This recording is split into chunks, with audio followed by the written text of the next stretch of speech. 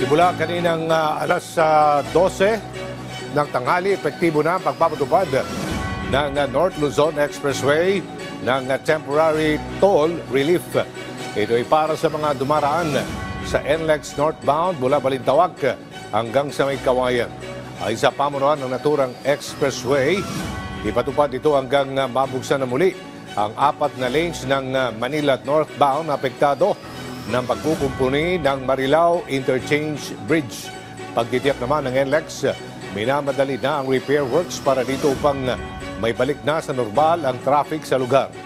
Pagdahil niya, nagpasalamat naman si Transportation Secretary Vince Dizon sa pamunuan ng NLEX sa pagtugon nito sa ganyang panawagan na huwag na munang singilin ng toll fee ang mga apektadong motorista sa naturang lugar.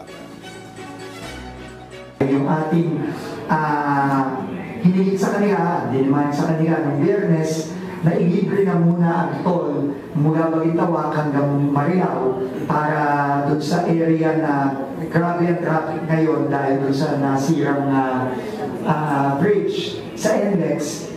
Kahapon po kagabi nagabas na sila ng statement na pumayag na sila na mag-toll free muna tayo ngayon starting today hanggang sa time na matapos nila yung pagpapagawa ng nasirang tulad. No? So maraming salamat po kay Mr. Manny Pangilinan at sa leadership ng NLEX at ng Metro Pacific Tollway Corp.